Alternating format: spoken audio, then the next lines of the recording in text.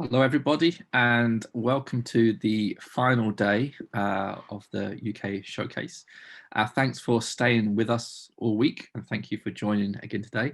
So just a reminder, as with the other sessions, this is being recorded so we can share slides and video of this later. Thanks very much again to all of our sponsors. Please check out their profiles on the Hoover app. Because of their generosity, we've been able to get this free for everybody and all the content free. So thanks very much to them for that. As a reminder, please use the Q&A on Hoover so that the questions come through to the speakers today. Any questions, then Jessica is the person to speak to and message. And remember, the hashtag is BB Showcase. So with that, thanks again for joining. I'm going to hand over to today's sponsor, which is BC Platforms, and introducing Uti, who is their Data Partnerships Director, but also previously worked in BBMRI, so is a well-known face for many across Europe in terms of biobanking. So over to you. Thank you, Phil. Happy to be here today, and thank you for listening to me for a little while. So introducing BC Platforms, having a little bit loose links to today's topic, developing an online presence. What BC Platforms can do for biobanks is to really make them visible in a global setting. But going back to our roots, today BC Platforms is primarily a bioinformatics and software company since over 20 years, really handling and management of genomic and clinical data. Having built on that capability, we are working on data science field since a few years now, and this is where we can really bring in the biobanks into the scene. Next slide, please. So BC Platforms operates as an integrator and enabler, a trusted third party between biobanks and pharma research groups.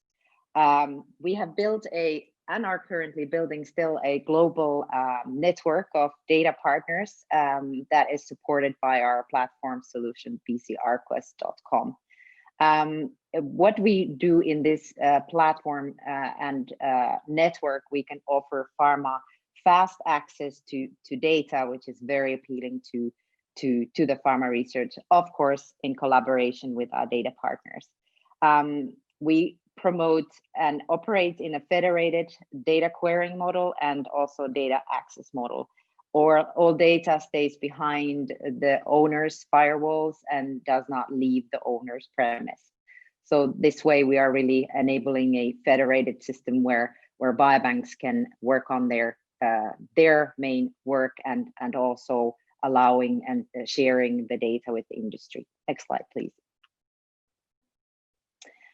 We currently work with 12 different biobanks, and they are all over.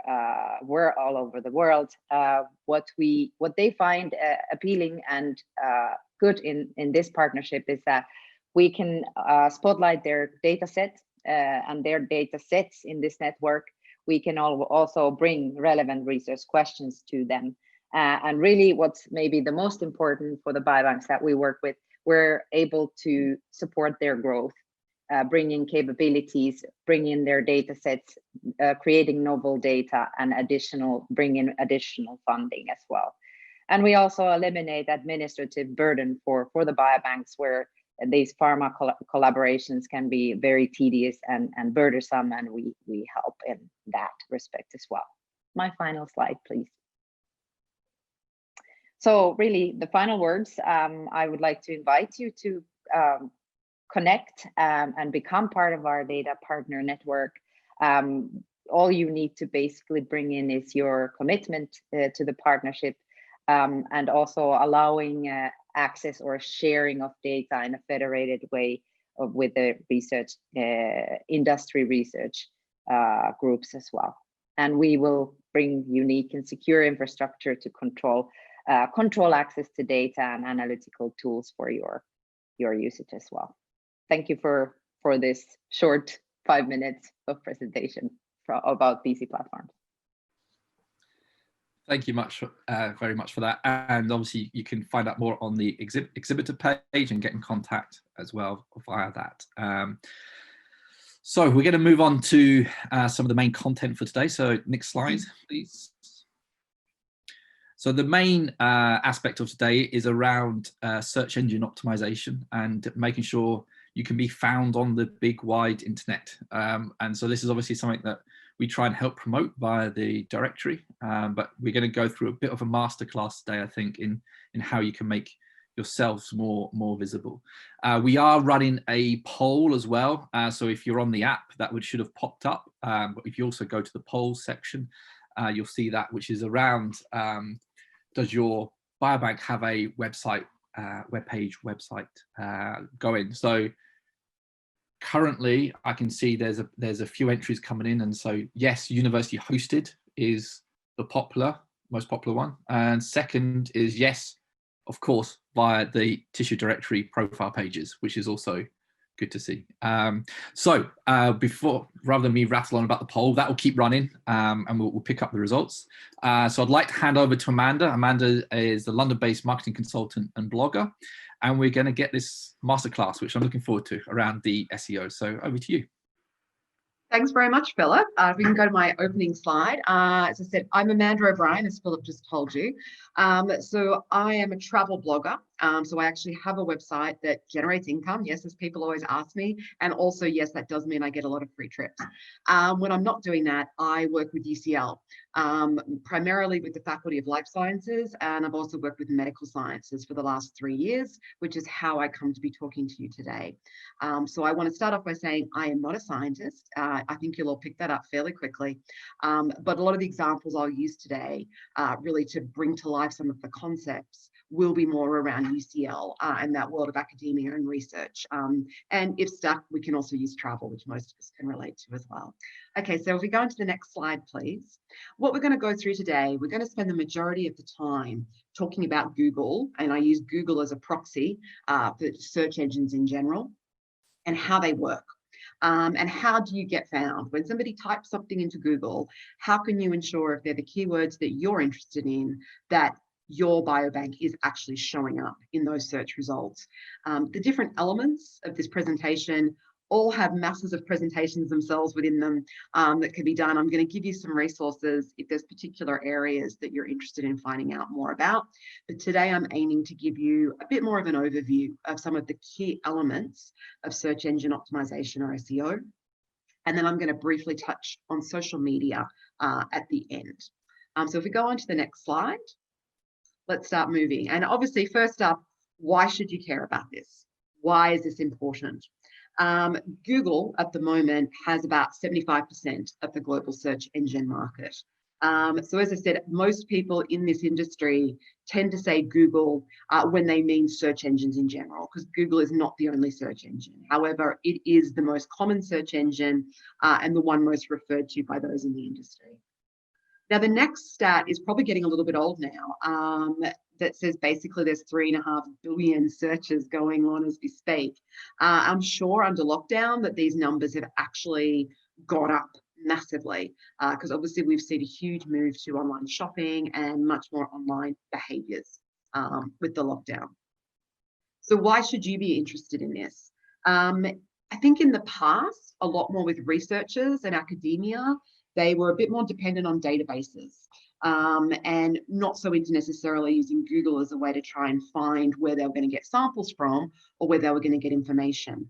But certainly what we've seen is a lot of those databases are looking very clunky these days and are not necessarily as easy to use. So many people now, I think, who have been using different types of platforms in the past are now just going, well, why wouldn't I just use a search engine to try and find these things? And it's not just the specific case of potentially a researcher who's looking for a sample that you might have. It could be the media that want to get a feedback from you or other people about the area that you're in. It could be potential partners globally. It could be potential employers for you. It could be potential employees. You've got to remember, when we're talking about Google, it's open to everybody. One of the key measures in the world of online is what's called domain authority. Every website in the world has a domain authority score. If you were to start a brand new website tomorrow, mylab, uk.co.uk, you would have a domain authority of 1. once you registered with Google. So a lot of people also don't understand when you create a website yourself, you actually need to tell Google that it exists on Google Search Console. Google doesn't just know. We're not going to go through that process much today because I know most of you already have websites. Now, this domain authority, when you start from scratch, you'll get a 1.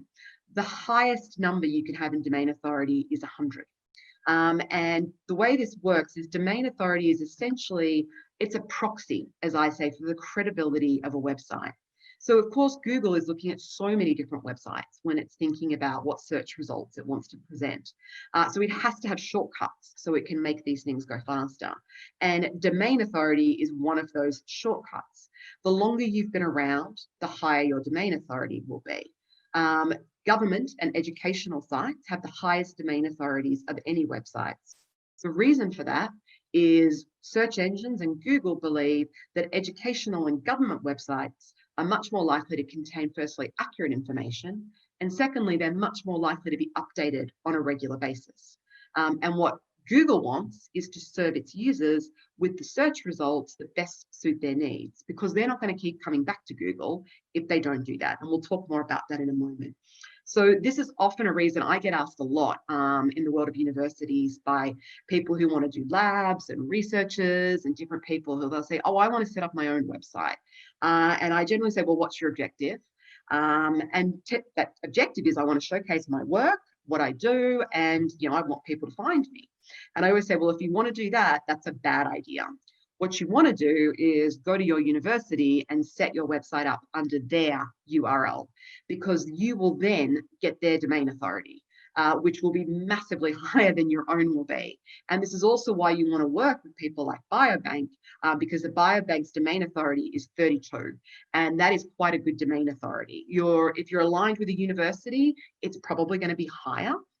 But what you want is you can build your domain authority through the number of people who link in with you. And we're going to talk about links more in a minute, which is another reason that it can add huge value to you to be on a platform like Biobanks UK. So as I said, the world of organic search at the moment, and we're going to talk about these terms in a minute, tends to be people that aren't universities and researchers tend to do better in this world than those that are. So often with organic search, you'll find second-tier universities generally do better than the top-tier universities. The reason for that is the second-tier universities have normally had to work a bit harder to get recognised versus the Russell Group.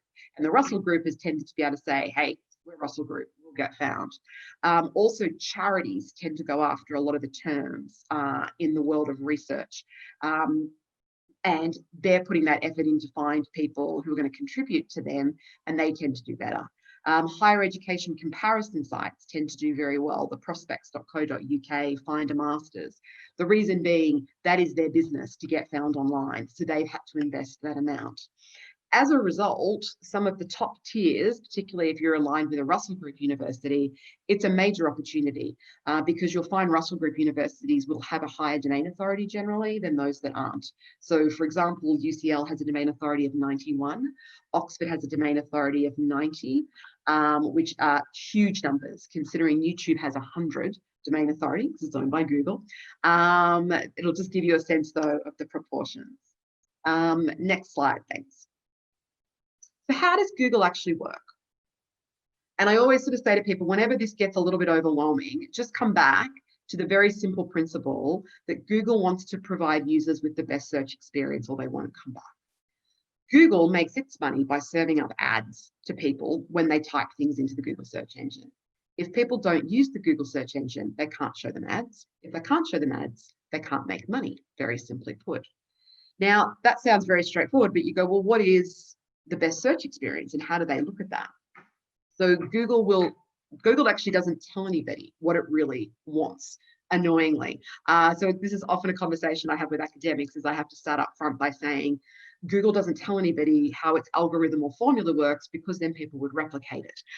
So what happens is there's a lot of companies out there that make a lot of money by trying to figure out what that Google algorithm is. And they're companies like SEMrush, Moz, Ahrefs. I'm going to give you some of the names a little bit later. So what Google is doing is trying to figure out for the user that has no idea that this algorithm is going on, what is it that they want? And they're always testing different results to serve up to those people so that they'll go, great, I used Google. When I typed it in, I hit the first result. It gave me exactly the information that I wanted. I am going to go back and use Google ongoing. Now, once a website is registered, what happens is Google regularly sends out what is called spiders in the industry. So a spider is kind of the shorthand name for the software that goes out and crawls websites to figure out what those websites are about and what they offer. And they're going to crawl the pages of your website, and they're possibly doing it. They usually do it. They'll do it in regularity depending on how frequently you post your content on the site. Now, these spiders are looking for cues as to what your page is about. And what they look at is what words are in the heading. So if you've got certain words in your heading, like breast cancer biopsy sample, they figure it's a pretty good bet if those words are in your heading, there's information on your page about that. They also look at which words appear the most. Again, thinking if words appear several times, it is then more likely that this content is about those words. They also look at the photos, and they'll look at the name of the file as well as the alternative text that you provide, because they'll figure if you've got a photo of something on your page, the odds are that's what your page is about. Now, having said all of this algorithm is always changing and updating. Now, the reason for that is the users, us, we're always changing and updating. So a huge change that came in was with the use of smartphones and people getting more and more reliant on the use of their phones.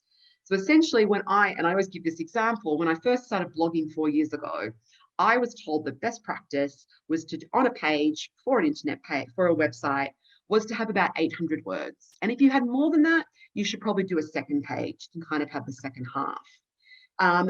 There used to also be a lot of talk about keeping the page as clean as possible and the importance of what appeared above the fold. So e.g., when you were on a laptop and you opened up the web, what actually appeared straight away on your screen versus the things further down, and that was what really matters.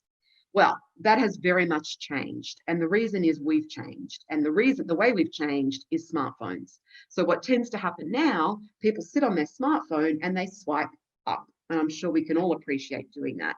And if you're sitting on a bus or you're waiting somewhere and you're on your phone, when you swipe up, ideally, you want all the information that you could possibly need about that topic on the one page. You don't want to have to then go out of that page and go back to Google and Google different questions related to the same subject. So what Google found was people wanted to keep swiping up, and those people who provided more information, people spent more time on the page, and it was doing a better job meeting their needs, and they didn't go back to Google as often. Ironically, even though Google's business depends on it, if people leave and go to a web page from Google and only spend a short amount of time on it, and then return to Google and put another related query in, Google thinks to itself, well, that web page, the first one, that obviously didn't work very well, or they would have stayed on that page for longer. Okay, that is not such a good page for this search query because it didn't meet our users' needs. We're now going to review whether that's exactly what we should do moving forward, or if we should look at actually changing the order of the search results, because the order of what appears on that page, that first page of Google, is changing all the time. You can be number one day and knock down to number 4 the next. The algorithm is a live thing. I think even if you said to whoever runs Google these days, you know, I'll give you all the money in the world if you'll tell me right now what the Google algorithm is, I don't think they can answer that question, because I think it is constantly changing in real life. So everybody, based on our behaviors, and then everybody is struggling to kind of keep up with, well, what's new, what's changed, and then what are the implications for how my website is laid out or how I lay out the content? How do I need to change that to meet those changing needs? So if we move on to the next slide, thank you. Here's an example. This is actually the biobanking website, as you might expect. And one thing, this is what we see when we go in, the average person. And I don't know whether you know this or not, but if you were to right click on any page on the internet, as you can see the menu, I've had it pop up here, and click view page source, you'll get the following. So the next slide, please. You'll get this. So this is all the code that sits behind creating that page. And you can see this for every website in the world, including Amazon, including everything. The world of coding is very much an open community where coders share content with each other. And I always say, if you're evaluating a proposal from someone to develop an app or do something like that, I always work on the simple principle. If something already exists, like for example, TFL's Journey Planner, it'll be very cheap to put that into your app or your website because the code's there and they can literally copy and paste it. If something doesn't exist, it'll be very hard because they're going to have to figure out from scratch how to create code to do what you want. And the only way they're going to be able to answer that question is trial and error. So it could take some time. Now, having said all of that, when Google sends these spiders out I was telling you about, the spiders don't look at the pages that you and I look at. The spiders look at the code. They look at this page. And what they're looking for is things like you can see here, like meta name, meta property. They're looking for those types of things on this page and what's next to them. And that is how they analyze the information on your page and how they determine what they think that page is about and where they're going to actually serve up your pages in search results. So if we go on to the next slide, thanks. So some things you might not know as we keep going. Search results are about pages on your website. They're not about the actual website. So when you put in for a search result, if we type into Google, I'm going to keep using this as my example of breast cancer biopsy samples, what comes up is a specific page on a website, not the overall website. So the page is the most important thing in terms of wanting to deliver to different search results and different keywords. However, the domain authority of your website is like a muscle when it comes to that page. And the stronger that muscle, the more credibility the page will have, and the more credibility and the more likelihood that the page will actually rank for certain words. As I said, and it's important to always remember that Google doesn't tell anybody how it works. So a lot of what we're working out here is really by companies that make their money doing essentially a lot of very, very complicated regression equations to try and understand correlations and coefficients on different elements of websites and how those correlate with search results. Ironically, in a digital online world, Google actually prefers websites and pages on websites that have been around for a long time. And you might think, well, that seems counterintuitive because surely we want the latest and the greatest. The reason for this is a lot of people start websites and give up within 6 months. Websites, doing it properly takes a lot of work and a lot of time. And ironically, it's quite manual. And there aren't that many shortcuts. So a lot of people start sites and they never go back and update them or keep them up to speed. Because Google knows this, it doesn't want to start serving up a young site in search results because that site, the person might give up at any point in time and that information might become out of date very quickly or incomplete. So it kind of wants to see you've earned your stripes. And the longer you're around, the higher that domain authority becomes and the stronger your site is. And even individual pages. For me, as a travel blogger, I have a domain authority of 38 on my website. And that's my #1 posts that show up organically on Google are about 2 years old. And yes, I update those, but it's the ones that have been around for longer. And in general, if I do a new blog post or page, it will take me about 6 months to start ranking organically for that. Now, when I'm doing similar things for UCL, because UCL's domain authority is 91, it will normally take only 3 to 4 weeks for that page to show up if I've optimized it correctly for the search results that I want. So domain authority, as I said, is this hugely helpful thing on many levels, including the speed for which your pages can show up. Another thing to understand, some of you, because I've had a look online, are probably looking at paid ads, we call them on Google. So you buy against, when people type certain things into Google, you'd like your ad to show up. Now, you actually can't put an ad up on Google to go after certain keywords unless you use those keywords yourself in your ad or on your web page. So the example I often give, and what gets very tricky in research and academia, is you might have quite convoluted, more niche names, but you're actually trying to target, say, a radiographer.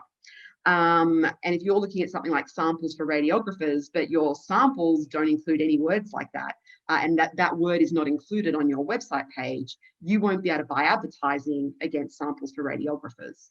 And the example I give often is in the world of academia is a lot of programs are given slightly lesser known names, or a UCL example is a master's in advanced biomedical imaging, which was targeting radiographers. But because the word radiographer didn't appear in the name of the program, and it was the target audience versus the content of the program, when I tried to buy advertising against Masters for Radiographers, Google gave me what's called a low quality score. And what that meant was it would not show people my ad for those keywords because in its view, it wasn't relevant to those keywords. And Google will not show ads to people for keywords that it believes are not relevant. So you might notice if you're looking for things like car insurance, all the ads that show up will be about car insurance. They will not be about mascara or university programs. Because again, this is part of Google's business model, is they want you to understand that they know what you want and what you're interested in. Google is exact, but it's always learning. I often get asked about what to do, particularly with differences between American spellings and English spellings of words. And my advice is always, there is no straight rule on this. But what I always recommend is you should always use the language and the spelling that is used in the country in which you're based. Inevitably, as Google gets smarter, they'll know to translate that, but they're always going to translate it back to where your site is based because they'll feel that's the most likely relevant spelling for all of that. Now, having said Google likes sites and pages that have been around for a long time, it also really likes fresh content. So it likes to see that you're regularly updating things on your site. And the general rule of thumb, if you're not the Huffington Post, is it's great to update things about once a week and put some new content on your site. And that might be updating a page, it might be a new page or a new post. Google also likes long posts, as I talked about earlier, and that's because we tend to scroll up more.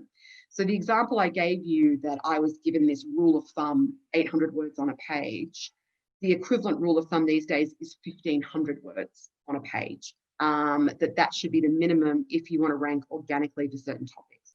There are exceptions. If there are things that are obviously you don't need that much information, it wouldn't be relevant, like buying a t-shirt. But for many things, you want maximum content, and we'll talk in a moment about some of the examples that might be relevant for you in terms of different questions you could answer. They also prefer short paragraphs, and the reason for that is, again, we do. And often when you think about people on a phone scrolling up, it's not the same experience as reading a book or reading a paper or even a newspaper.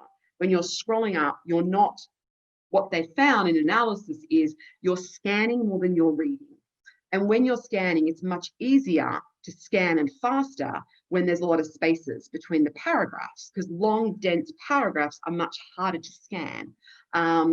As a result, Google prefers short paragraphs. And the advice I give to academics, to researchers, is don't ever dumb down your content. This is who you are and what you're about. All I say is, instead of how you might present information for a paper, which is going to be lengthy paragraphs, just put spaces in. Instead of it just being one paragraph, make it into 3 when you're presenting this information online, because that's what Google prefers, because that's what we generally prefer.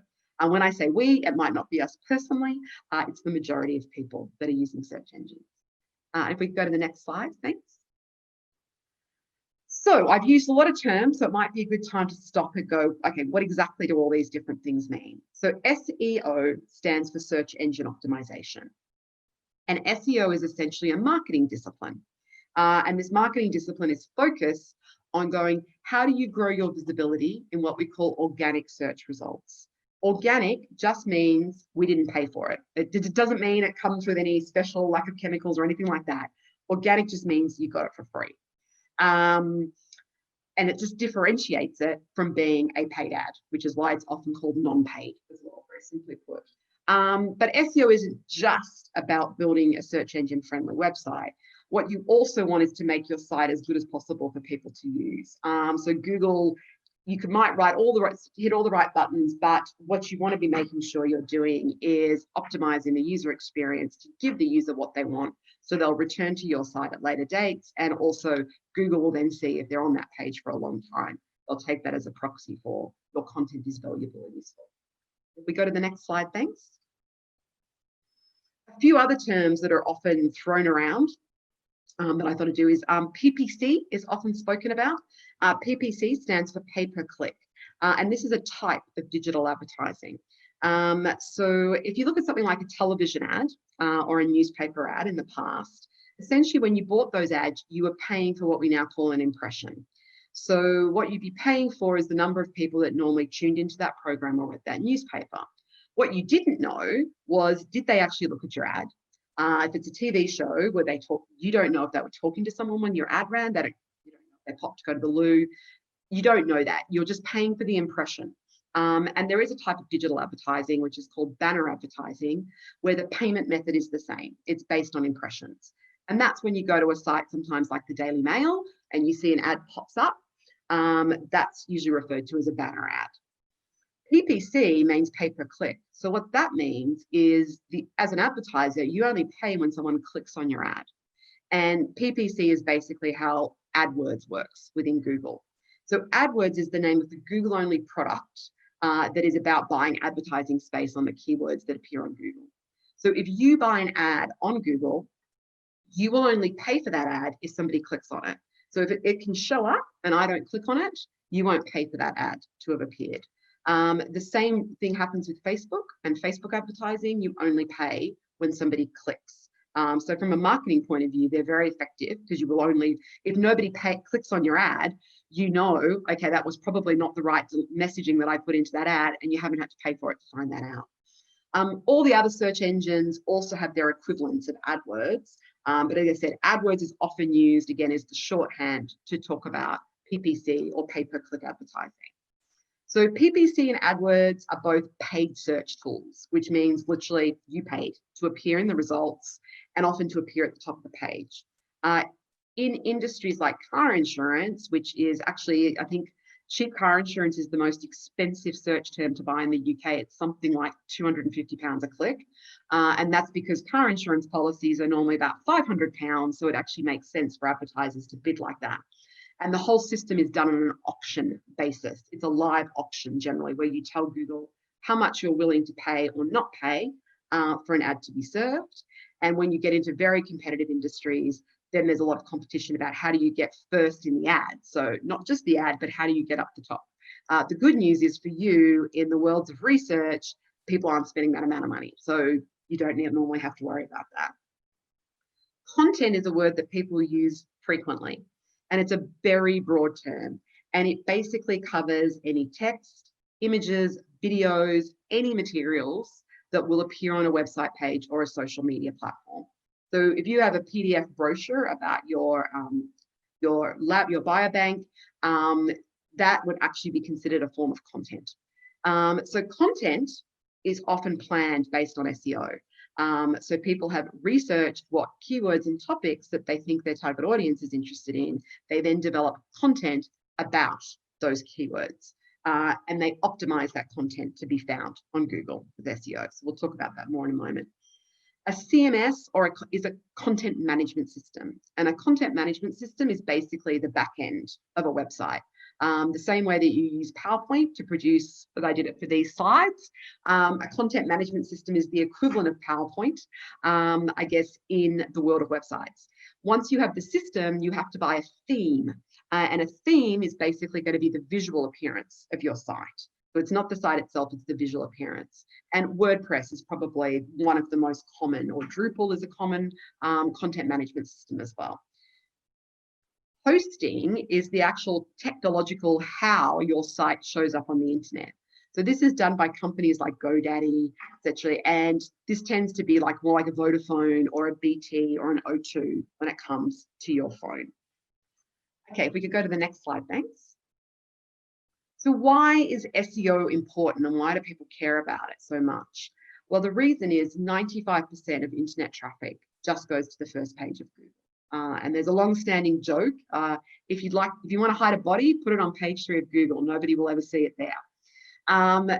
If you get onto the first page of Google, you will get more visitors to your website. The first result on Google tends to get at least a third of the total traffic for that particular keyword.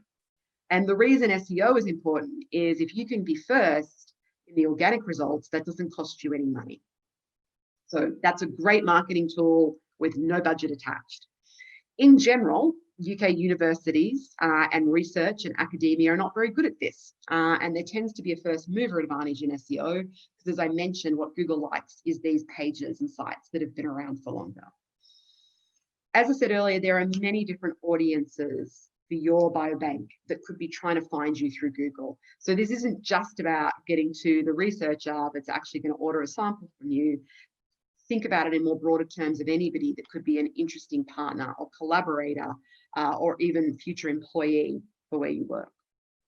Now, what's also going on is Google is covering more of the first page in advertising, because of course that's where it earns its money. So what that means is, for a page where there's no advertising, if you're number one organically, you are the first thing people see. But once someone buys an ad against that keyword, you're pushed down, you're going to be second.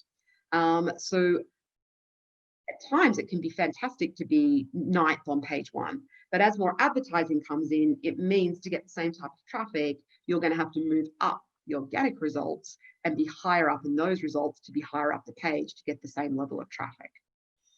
The other thing to consider is voice is kind of on the way happening. And what that means is, if you ask Siri or Alexa, hey Siri, where's the best place for me to buy X?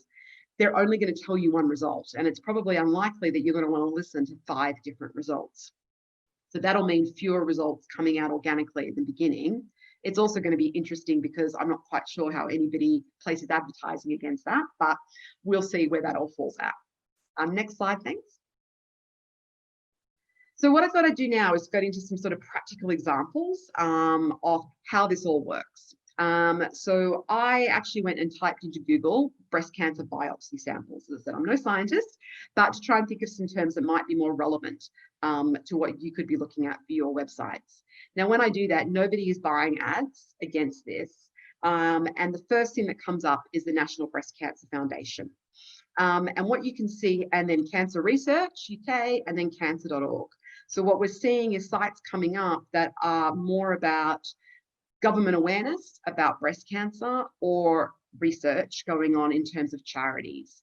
And if you look at the text, most of what they're telling you is actually what a breast biopsy is. It's actually not about getting a sample. So there's a couple of ways you can look at this. And I would imagine, based on the size of your industry, because it's not massive, it is likely that there is not content out there that Google sees as good that actually talks about breast cancer biopsy samples, because they would serve that content up higher on this page if it was available and from a credible website. So that started to tell me straight away, this could be quite an opportunity for biobanks. And if you go on to the next slide, a very common way that people are searching these days is to put the 2 words "near me" at the end. And I think under the pandemic, that's going to become even more common. So if we look at breast cancer biopsy samples near me, now interestingly, we've had quite a change. We've now got an ad coming up. But again, it's actually about getting a screening versus ordering a sample. And then we see the first organic result is the London Clinic breast biopsy, and it talks about taking samples from people versus actually buying those. We go to the next slide, thanks. When I put in, okay, well, let's look at breast cancer biopsy samples for researchers, the first thing that comes up is a government site. And very interestingly, that's from 2013.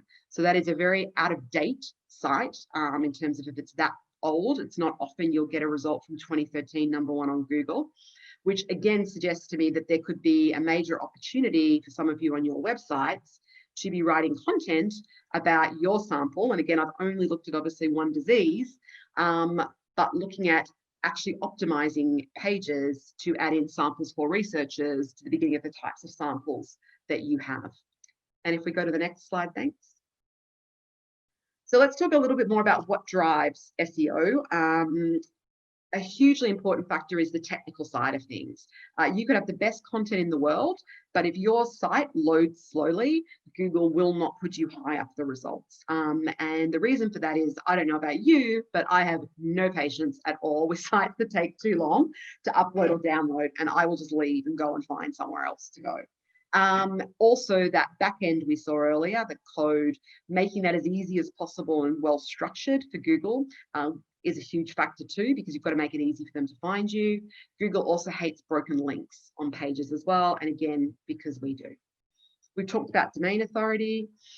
The next thing Google will look at on your page is how high is the click-through rate when it looks at if it listed you organically on page 1 or in an ad, what percentage of people who saw that actually clicked through and visited your site? Because obviously if that's a small number, they're going to say, well, whatever you're putting on there isn't relevant to that search query. Time on page is very important. If people are only spending 10 or 15 seconds on your page and then leaving, that's not a good result. What you want to be looking for is at least 2 minutes on your page, as that shows to Google that the information you have should be meeting the need people had when they typed that keyword in. Bounce rate is a term that's used when somebody comes to your website and immediately leaves because it's clear it's absolutely not the right content for them. And a very high bounce rate is very bad news to Google. On the page SEO is actually how you structure your page with headings and things, which we'll talk about a bit more to signify to Google what it's about. Backlinks could be an entire separate presentation. Google looks at what other websites do links to your site. And if those are credible websites, that will improve the credibility of your website very quickly. So if we go to the next page, if you only take one thing away from my presentation today, take away, you really want to know the keywords that are most relevant to your organization.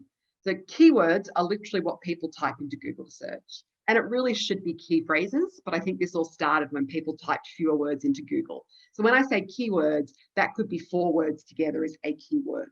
Sorry, always a little bit confusing with that. And keywords are a key, pardon the pun, currency in the online content world. You buy advertising against keywords. Websites rank in Google based on keywords. Keywords is this common denominator currency. And keywords are also a fantastic source of information for more than just getting known on Google. When you find out what people are typing into Google around your area of expertise, you can come up with loads of new ideas for content, like blog posts you might write about your area, different samples you might want to offer, different ways you might want to talk about those different research areas, etc. We move on to the next slide. The starting point for me with keywords is keyword research. And this is a website called keysearch.co, and it's going to be in the notes of this. And this is what I personally use to do keyword research. So if you started with, okay, great, Amanda, you've told us all about this. I want to get started tomorrow. What do I do? This to me is the first place you go. You go to key search, and I've typed in this example, Biobanks. And what it's showing me underneath that is the top 10 results at the moment for the term biobanks. I've also looked at this for the United Kingdom. I can look at it for any country in the world. And it shows me different metrics for each of those web pages. And I can use those metrics to understand how strong and how well those different web pages are delivering in Google's view for that term, and whether it would be worth me trying to do a page on my site that would actually outrank them.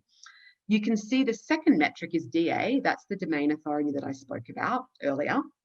And essentially, all things being equal, if you put a page out there about a topic and it was exactly equal to somebody else's, if their domain authority is higher than yours, they will always rank ahead of you. To the right, you can see it says keywords 293. And Key Search has told me there are 293 other keywords that they think are similar to the keyword biobanks. And often what I do is screen these by volume, which you can do easily, and see what other words are similar, which often adds a lot of insight. On the right, you can see a number that says score, and it's 41 in a slightly kind of yellowish tone. Key Search also gives you a proxy score for how difficult they believe it is to rank for certain key terms. And that score can be anything from sort of 4 or 5 up into 60 or 70, and it helps give you an immediate feel for could you possibly rank for this keyword or not. So if we move on to the next page, please. So when we go into biobanks, the next thing I always do is if I think, okay, I'm interested in that term, I put it into Google and I literally see what's coming up. Now, there's 3 ads straight away against this, and often for me, if I'm doing organic search, this will put me off, because it means even if I'm #1 organically, I'm going to be a fair bit down the page. What you also want to see is who advertises against this word, because you want to make sure, if this is a word you're going to go after, that they're businesses or organizations that are not dissimilar to yours. If what you saw showing up was something very different from what you do, that's probably the wrong keyword that you're going after. And Google will have learned through search intent from other people in the past and what they click through, what terms people tend to associate with certain needs. Go to the next slide, thanks. And here we're looking more at different words of biobanks. And I wanted to highlight here this Wikipedia entry. This is what's called a snippet. So often Google is trying to take over a bit more of the page, and what they'll do is grab information from a page that ranks well organically about a topic, and they will pull some of that information out and show it in the search result page. It's called a featured snippet.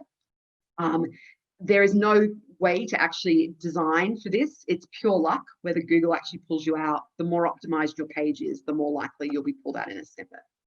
Go to the next slide, thanks. Also here, we have these people also ask questions.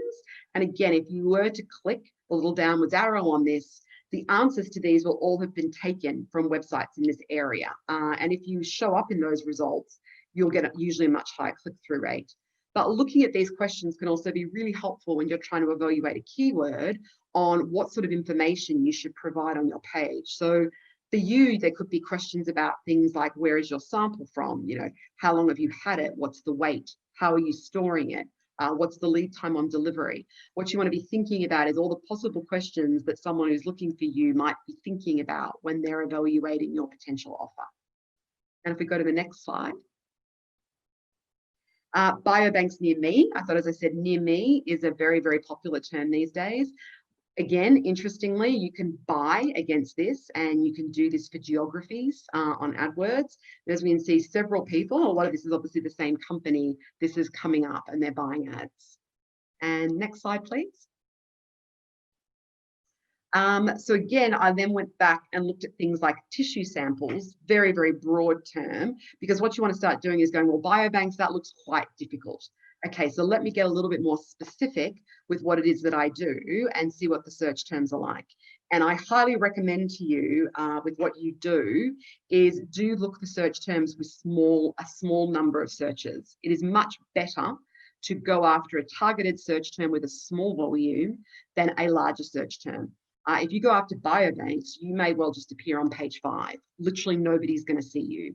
If you go after tissue samples, yes, there's only 140 searches a month, but you're likely to appear on page 1 on this. It's a green result, which means it's easier to rank. And it is much better to have a couple of impressions and people click through than none at all. Next slide, please. And here we can see with tissue samples, again, it's slightly different organizations coming up. We've got 2 ads here, and we can see the first organic result coming up, and it's actually above the fold, so to speak, on the page. Next slide, please. So when you're getting started on this, some of the questions I'd suggest you ask is start with your specialist field in the relevant geographies. So I would definitely be thinking about let's say if your biobank is in Newcastle, start with Newcastle. Then look a bit more broadly about in the north, then look at England, then look at the UK. And also you might want to start specifically with the disease you have samples in, but if it's a form of cancer, you might want to go then to broader cancer terms that are relevant to that, whether it's female cancer types, cancer in general, etc. As I mentioned, small volumes are okay. Oh, sorry, not done on that one yet. Small volumes are fine. Have a look at who is currently ranking and look at those metrics. How strong are their domain authorities and how credible are they? You can also see if your competitors are trying to rank for this keyword with that data in key search, and that's through the metrics around, is it in the URL, which is the website address, the meta title or the meta description. If you can't rank on page 1, no matter how big the volume is, move on. There's no point, otherwise it'll be a waste of your time. And choose your primary keyword, and then it's good to have a few other keywords that are slightly similar, and using similar keywords helps tell Google that's what your content is about. And again, this is just some words that you might want to start with when you're looking for keywords. And the next page, please. So once you've chosen your keywords, you need to make sure your content reflects this and you've completed what's called on-the-page SEO. Now, there are a whole separate presentations, courses on this, and I've recommended a couple in a few slides time. So very quickly, what it means is putting those keywords in the headings. You've got to look at how frequently your keywords appear, using them in what you call your photos and in the meta title and meta descriptions. You also want to look at making sure you're hitting some of these Google best practices that we've covered off today around at least 1,500 words and short sentences and paragraphs. Next slide, please. Links, as I mentioned, have had a mixed history with Google. People used to do loads of paid for links that weren't relevant, and Google stopped using links as a ranking tool. These days, though, Google does look at links. Internal links are very important. So do look for these within your university or your association. And external links with credible associations and partners are also very important and can really add to your domain authority, which is why having listings on things like Biobanks is always going to be a good idea. Next slide, please. We're going to quickly, as I've got 1 minute left, talk about social media. My very quick rule of thumb, I say to anybody in the research world, as I often get asked, do I need to be on all of these platforms? My question is, no, you don't. You only need to be on the platforms where your target audience is when they are in the frame of mind to be interested in the industry you're in. So Twitter, to me, is the #1 platform that if you're a biobank that I think you should be on. And the reason for that is it is the most popular social media platform in the academic and research communities in the UK. Now, I think you all know what Twitter is. The real benefit you can have, and you might say, well, I don't have a lot to tweet. Well, you don't need to have a lot to tweet. You can use Twitter as a networking tool. And I encourage you to follow all the types of people and organizations that could potentially be your customers or people you want to influence. And you can spend your time on Twitter literally liking and commenting and retweeting on other people's content and not publishing your own. And it's a great way to build a relationship with other people because let's face it, we all like having our content liked, we all like being followed, and we like having our content shared. And if we go on to the next slide, LinkedIn is the other one that I recommend from a personal point of view, absolutely. And it's such a key for networking these days. It's a great way to publicize your work. You can set up LinkedIn company accounts. They're a little bit trickier because they'll only be seen in the feed if people actually follow them. So you need to build up who's going to follow them. But what you might want to look at is using LinkedIn to follow, as I said, other universities or researchers or research labs. And it's another place you could comment on their work. Yes, it would have to be personal, and start building relationships with people through that platform. And one last thing before I finish is what I tell everybody is if you're going to be out there on Twitter and LinkedIn, always be positive. Go back to what your mother said. If you don't have anything nice to say, don't say anything at all. Do avoid the Twitter anger storms. Stay positive and stay out of it when it gets too controversial, because even though tweets don't last long, they still last, and you can be found again for those comments literally for the rest of your life at this point. Anyway, I'm going to finish up now. The final slide, if I can get that brought up, is a couple of references. Keysearch.co, that's the website that I showed you that I use. There are others like this. They work on a subscription basis, but you can also do free trials. They cost something like maybe 20 or 30 pounds a month to subscribe to. If you want to learn more about SEO, it's written by a travel blogger, but I think it's got some fantastic, easy to understand examples. Is this complete SEO strategy and workbook. The same company has an online SEO course, which is great. Two companies that make their business from trying to figure out what it is that Google's doing, SEMrush and Moz.com. They have free newsletters, and this is a great way. A lot of people say, well, how do I know if this Google algorithm changes? If you subscribe to those newsletters, they'll tell you. And if you want to talk to me, that's my email address. So I think we're going to hold this slide up now, but I'm going to take some questions if anybody's got any, and stop speaking. Thanks very much for that. My take-home message was really that everybody should be registered on our tissue directory because of our domain score, which I had no idea about as well. So I've learned something there today as well. So thank you. No problem. So you have generated quite a bit of questions on the Q&A. So we'll we'll crack into some of them. So one was just actually, I don't know if one of these links are up here. Is how do you find out your domain score for your website? Oh, sorry, I should put that up there. It's actually coincidentally on the screen, mods.com. If you go to their website, scroll up, and for free, you can put your URL in and go, what's my domain authority? And they'll tell you straight away, no cost. And you can do that for any website in the world. And then what's the best way of improving that? So somebody's asked that they've obviously got a website, or their website is within an NHS website, so it's got quite a high score already. That's good, yeah. But what do you do then what's your best way of trying to improve that when you're just a couple of pages within somebody else's bigger domain? Yeah, because remember, this also is about the page. The best way to do that is to get links to your page from other websites with a high domain authority. And again, I'm sorry, and I'm not doing this, I'm genuinely saying Biobanks is a good way to do that. Get a listing on that. Literally, I say ask researchers if they've used your sample, anywhere that you can go and comment on things. I'm always asking people, oh, would you mind putting a link to my page? You know, just like, and I often use the language, if appropriate, it would be terrific if you could put a link onto my page so that you're not pushing it too hard. And a great way to do that is if you put some information on your page, like an infographic or something, you can share that with people and say, hey, I'd love it if you used it. And you can actually embed a link to your page in the image.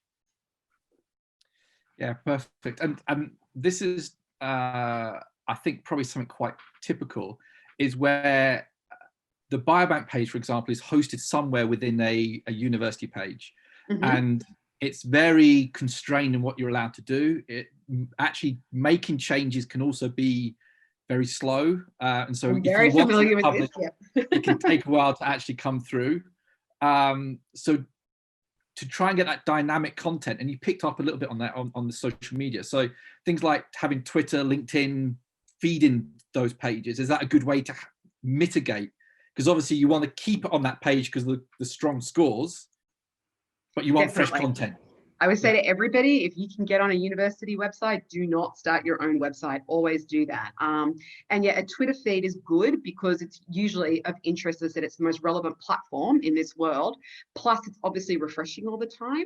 But remember, the most important thing, to be honest, with Google and pages, it's the text. It's the copy, which is usually the easiest thing and the fastest thing to change. If you've got good information well laid out and simple images, you don't have to be super fancy to be up the top of Google. You really don't. And it's the key thing I would say is think about all these potential questions someone might ask and literally have like an H2 or an H3, you know, how long does it take for you to deliver my sample? How far ahead do I need to order my sample? How do I store my sample once I get it? You know, what are things that you might think are just so basic? Those are the things you absolutely want to keep putting out there. And I said, my very preliminary look into this world shows me that I don't think many people are doing that. Yeah, and I think actually that it's in part, it was leading to my next question, which is really good. I think biobanks and this idea of marketing and selling is obviously something that those concepts cause an issue because of of regulations and not wanting, and so that type of thing. So the idea of buying an advert almost that somebody can get samples is almost you know, counterintuitive. Yeah, a little bit for the domain, but yeah. So have you had experience of domains like that where they're not sure if they should be or shouldn't be? I just got something sent back from a research centre yesterday because they basically said, you've made it sound too good. You need to dial it down. Like, this is where research is, right? So that's why the organic stuff is so much better, because it's not an ad. So I guess that's why this presentation is about, not an ad. And that's the thing. Provide good factual information. You're not saying I'm the best biobank in the world. My biopsy samples are better than anybody else's, right? You're not saying that. What you want to assume that you're talking to someone who's just come into this area and knows absolutely nothing about it. That's how you should start off, and provide really valuable, useful information. I mean, you could write a whole section on how do I decide which biobank I should get my sample from. And you could talk about, these are all the different things you should look at, which might be, who are they affiliated with? You know, what are their storage methods? Do they have full traceability? You could do a whole thing like that. Always the easiest way to do this content is think about somebody brand spanking new to it and think if it was your best friend and what advice you would be giving them with your knowledge. I often say in my travel blog, I often write for my best friend. If she hadn't been somewhere and she was going and I knew it really well, what are all the things I would want to tell her? Yeah, and then another kind of link question to that. So there are some that biobanks that are very disease focused, and you can see how you could start your keywords from that perspective. But if you're coming at it from you're essentially an infrastructure that could collect samples across any disease, or you're a very generic setup. Yeah. How do you get your keywords when you're trying to present a very generic offering? So you're going to have to look at what you need to look to is who is your target audience, and what is it that they need from you, and what sort of things would they be typing in, and what kind of is, and again, I don't know, I'm just going to make this up, but it could be, yes, you're a biobank and you're going after that, but what do you do that's unique? Are you faster? Do you have a broader range of samples than anybody else?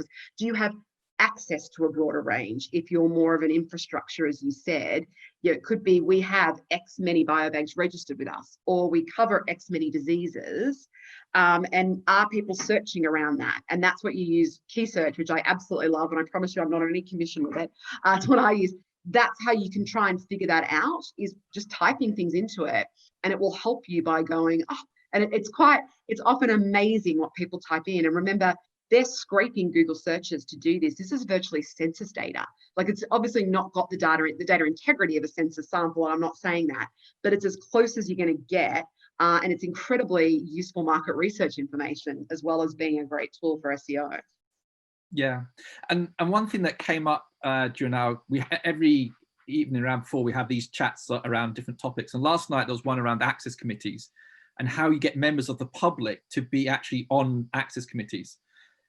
And the real challenge was that it tends to be kind of white male of a certain age and reach in different kind of groups that you may, that aren't easy to contact directly, can be quite hard. Would the Google like AdWords or things like that be a way of trying to reach an audience that maybe you'd not naturally interact with in the real world, if you see what I mean? How can that be a way of trying to reach out to a particular audience? It wouldn't be the best way. And the way I always say is, so what Google's great at is if you know what's in someone's head that they're doing, what their intent is to do it. But what you don't know is very much about who the person is. You might know where they live and what's in their head, but you don't know a lot else. However, with the challenge that you just mentioned, where I'd be going is Facebook, because Facebook doesn't know my search intent, but it knows so much about me and my demo and what my interests are. And you can so Facebook offers far more levers you can pull of going, I want someone who lives in these areas. So Facebook does that as well, but you could actually tell based on their demographics. And plus, as I said, you could add in their interests. And that's what Facebook is amazing for, is getting people's interests and buying against that. And they also do things called lookalike audiences. So you could then go buy me more people who look like this. So if you knew you'd managed to get some BAME people in, but not as many as you liked, you could virtually try to look at those people if you had their Facebook addresses and go, find me more people like this Facebook, and they can do that. I mean, I know there's a lot of ethical issues around Facebook advertising, and I'm just saying from a purely marketing point of view, they are fantastic to use. Purely as a marketer, I'm saying that.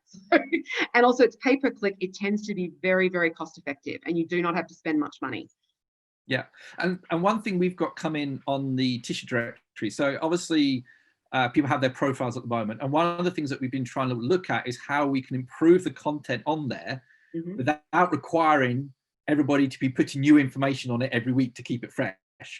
And one of the ways that we're doing that is to be looking to almost have our own crawlers that try to find publications, so scientific publications, that are citing the original biobank, and then bring that content and link to that content on the directory. I think that's a great idea. And is that, so that's a way of keeping the content fresh, but also having that longevity of the actual page being there as well. Definitely. And actually Google, and I said there's so many bits to this, Google likes it. I usually work to a principle. Any new blog posts I write, I always have 3 external links at least. to other sites. Google likes that. It doesn't like it when you try to act as if you know everything to some extent. And it's a great way of using other people's content. And I do this a lot with UCL, is I find interviews that the academics have done in different places, and I put that content on UCL's site, versus having to go and interview them myself or do a video. Isn't it 100 times better that this is this person being interviewed on the BBC for credibility? So don't feel often people go, oh, I've got to come up with all these things. I start with an internet troll and see what you can link to that already exists. That's not going to cost you anything to do. So, and that is updating your site. You're adding fresh information. Yeah, and I guess that initial comment you made about trying to update once a week. So I've already messaged Jess and Emma to say they need to up their game and be doing this something every single week. But it's probably like a big that, right? ask in the world you're in. And it's often, but this is often why people do blogs, because Right. it is, could you write a blog post on something in your industry once a week or once every 2 weeks or something? I mean, you know, probably with it's often relative. So if you're not in an industry that lends itself to that level of frequency, no one's going to be doing it. So you can, as I said, I just try to give people rules of thumb that I use, because I hate it when people go, you should update frequently. Well, what does frequently mean? I'd like at least something to start with to think about that. Yeah, that's it's been so interesting, I think, to have all this information. It's great we've got the links for everybody to also think about how they can be found. And it was interesting. We always struggle with the term, what does biobank mean? Is it the right term? And it looks like Google even struggles with it as well, based on your slides. You know what, again, I'm no expert on your industry, but straight away when I looked at some of those results, I just thought this means there is not great content out there in this industry. Because the first thing it tells me, because somebody putting in, I want a sample, you know, of a biopsy, they don't want to know what's the process of a biopsy, right? That's not the search intent, but that's the best Google can find. So that's what's putting up there. So again, I see that, I'm a marketer. I see that as an opportunity for you guys straight away. Yeah, no, brilliant. So I think I'm just going to have one last glance at the questions. I think we've covered pretty much everything. So thanks very much for that. My pleasure. I hope that was useful for people. Really useful. So thank you so much. No problem. Thanks, guys. Thank you for your attention, everybody. Thank you. So we're now going to move on to the UK Biobank of the Year, which is obviously something that's going to be used for everybody's profiles and their websites once they win this. So that's going to be the key SEO action as a result. Obviously, we normally do this in person, so we've got a kind of a virtual award ceremony planned, which is going to be incredibly choreographed. Just wait till you see it; it's amazing.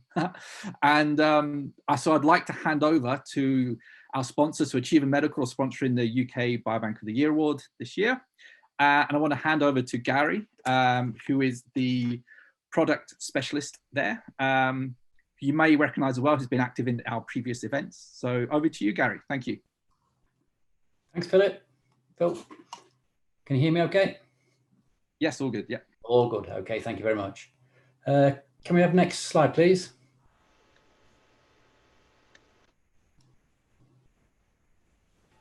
Biobanks have always had to be flexible to meet stakeholder and researcher requirements, but this year everything's been taken to a new level. It's an understatement to say that it's been extremely challenging for everyone, with organisations closing, labs and biobanks being repurposed, and the introduction of new working practices and guidelines. Yet even during this upheaval, tissue banks like Norfolk and Norwich University Hospitals, excuse me, and the Quadram Institute still went live with the new Achieving Medical limbs in the middle of a pandemic. They also immediately had to adapt it to import and trace COVID-19 samples, something it certainly hadn't foreseen when the project started. And they're not the only ones who've had to adapt at short notice either, continuing to provide services in these uncertain times. All biobanks have had to step up to this challenge. And that's why we at ISL are proud to be part of this event and to be presenting this award in recognition of the hard work of all of those involved in managing biobanks in the UK. So a heartfelt thanks to you all. Congratulations to the nominees and good luck. Now for the fun part. This year, the panel have had a strong field of candidates. However, two shone through in particular. The judging panel would like to extend an honourable mention to Tommy's National Reproductive Health Biobank, as they were impressed by Tommy's application, including the rich data it supplied and evidence of its ability to cater to an unmet need. They commend the Biobank for providing an important specialist resource that is specific to one area of medicine. They've noted the evidence for collaboration with industry and patient support charities and was clearly provided, and how that work provided benefits to patients. Stumbling over my words. Okay. Could I ask Manveer, the Biobank manager, to unmute and turn on video? Yeah. Here goes. Here's the fun bit. Yes. Here's the certificate, Manveer. Thank you. Thank you. Lovely. And now for the award itself. Drum roll, please. The judging panel awards for 2020 Biobank of the Year to the Wales Cancer Bank. The panel were particularly impressed with the application from Wales Cancer Bank, as it demonstrates a strong performance across many of the criteria for the award. In particular, the panel would like to single out the Biobank's agility in responding to the COVID-19 pandemic, despite being primarily a cancer biobank. They felt that this showed a proactive quality which underpins their service. And they were also impressed with the Biobank's patient and public involvement activities. The panel commends the Biobank for its overall quality of their resource. And could I ask Alison Parry-Jones, please, to unmute? And you ready? Yeah, I'm here. Here you go. Fingers crossed. I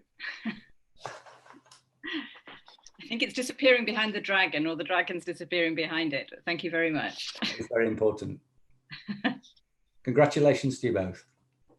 Thank you. Thanks very much for that. A new virtual award. Alison, did you want to say anything as the winner?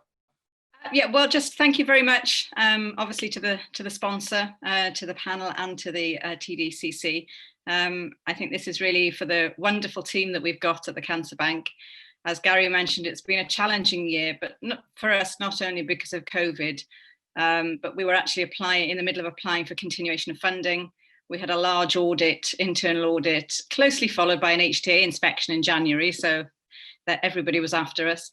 And the staff have been magnificent all the way through. They're sort of pitching in to help with activities that weren't necessarily in their job descriptions. We managed to do an enormous consent audit before the inspectors arrived. Obviously, COVID and lockdown's given us challenges, as it has for all biobanks. But thankfully now we're back up and running, supplying samples again to researchers. And hopefully the next 12 months will be a bit quieter. And we're off to get this on the website as soon as we can. And I hope you have a drink of your choice as well, Alison, this evening. I wonder what that will be. Thank you very much. Thank you. So thanks everybody for joining. And again, thank you very much to all the sponsors. So it has meant we've been able to bring people like Amanda in to give this type of content to you and to provide some different ways of thinking about how you can make yourself visible. We've also tried to make it not just a copy of what the kind of in-person event would be, but something slightly more interactive. So thank you for bearing with us as we've tried out the different platforms. Thank you for joining. Remember, you can still log into the Hoover chat. It's still available for the next 3 months as well. So we're going to try and keep it up there if you want to keep conversations going. Don't forget, there is a UCAS webinar on the new ISO standards coming out on the 26th of October, 10 a.m. You do need to register. We can circulate that link. But that should be an interesting topic as well about how you can feed into that process. Keep checking out the exhibitor profiles, they'll still be there. And I don't know if anybody has entered the quiz yet, but you need to look at the exhibitor profiles to get the information to enter the quiz. There is a spectacular prize of some chocolate apparently that you can win. But that's it from us. So thank you very much for joining us. I hope you found the week informative and engaging, and we hope to continue some of these interactive events throughout the year. So thank you and hope to see you all soon. Thank you very much.